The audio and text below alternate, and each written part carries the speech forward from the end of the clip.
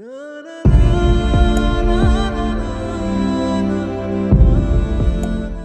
شیخ راغب نے اپنی بیوی نجیہ کو پہلی طلاق دی تو اس نے اس سے کہا اپنے میکے چلی جاؤ۔ نجیہ نے جواب دیا نہ میں میکے جاؤں گی اور نہ ہی اس گھر سے باہر قدم رکھوں گی جب تک میری جان نہ نکل جائے۔ شیخ نے کہا میں نے تمہیں طلاق دے دی ہے، اب میری تم سے کوئی حاجت نہیں، میرے گھر سے نکل جاؤ۔ نجیہ نے پرسکون لہجے میں کہا میں نہیں نکلوں گی اور تمہارے لیے مجھے اس گھر سے نکالنا جائز بھی نہیں جب تک کہ میری عدت پوری نہ ہو جائے، اور اس دوران میری نان نفقہ کی ذمہ داری بھی تم پر ہے۔ شیخ نے غصہ سے کہا یہ تو گستاخی اور بے ادبی ہے۔ نجیہ نے جواب دیا میں یہ خود سے نہیں کہہ رہی بلکہ یہ اللہ تعالیٰ کا کلام ہے۔ اعوذ باللہ من الشیطان الرجیم، بسم اللہ الرحمن الرحیم۔ یا ایھا النبی اذا طلقتم النساء فطلقوهن لعدتهن واحصوا العدة واتقوا الله ربكم لا تخرجوهن من بيوتهن ولا يخرجن الا ان يأتين بفاحشة مبينة وتلك حدود اللہ ومن يتعد حدود اللہ فقد ظلم نفسه۔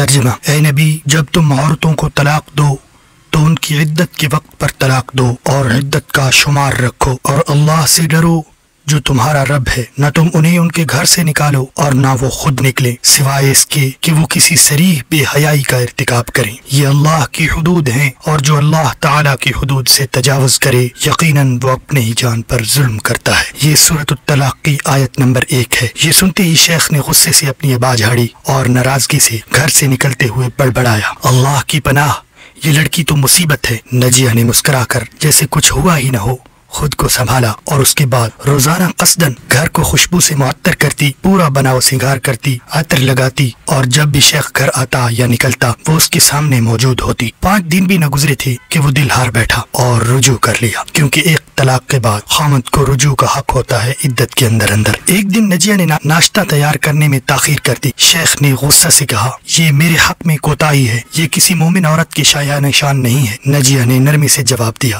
اپنے مومن بھائی کے بارے میں اچھے گمان رکھو، حسن زن بہترین صفات میں سے ہے اور یہ دل کی سکون اور دین کی سلامتی کا ذریعہ ہے۔ جس نے لوگوں کے بارے میں اچھا گمان رکھا اس نے ان کے دل جیت لیے۔ شیخ بولا یہ باتیں تمہاری کوتاہی کو جواز نہیں دے سکتی، کیا تمہیں یہ منظور ہے کہ میں بغیر ناشتہ کیے گھر سے نکلوں؟ نجیہ نے جواب دیا سچے مومن کی نشانی یہ ہے کہ وہ اللہ کے دیے ہوئے تھوڑے پر بھی قناعت کرے، اور ایک حدیث سنائی قد افلح من اسلم ورزق کفافا وقنعه اللہ بما آتاہ۔ مفہوم وہ شخص کامیاب ہو گیا جو اسلام لایا اور اسے اتنا رزق ملا جو کافی ہو، اور اللہ نے اسے جو رزق دیا اس پر اس نے قناعت کی۔ صحیح مسلم کی یہ حدیث نمبر 1054 ہے۔ شیخ نے کہا تو میں کچھ بھی نہیں کھاؤں گا۔ نجیہ نے مسکرا کر کہا تو پھر تم نے اس حدیث سے کچھ نہیں سیکھا۔ شیخ بغیر کچھ کہے غصے میں نکل گیا، واپس آیا تو بھی خاموش رہا۔ رات کو اس نے بستر چھوڑ کر نیچے فرش پر سونا شروع کر دیا۔ یہ سلسلہ 10 دن تک چلتا رہا۔ وہ روزانہ فرش پر سوتا رہا۔ دن میں نجیہ اس کے تمام کام کرتی، کھانا بناتی، پانی دیتی، اور رات کو دلکش لباس پہن کر خوشبو لگا کر اپنے بستر پر لیٹی رہتی، لیکن اسے دانستہ طور پر کچھ نہ کہتی۔ 11ویں رات شیخ نیچے سو گیا، پھر تھوڑی دیر بعد اپنے بستر پر چڑھایا۔ نجیہ نے ہنستے ہوئے کہا کیوں آئے ہو؟ شیخ نے کہا معذرت میں پلٹ آیا ہوں۔ نجیہ نے کہا کشش ثقل تو کہتی ہے کہ لوگ اوپر سے نیچے پلٹتے ہیں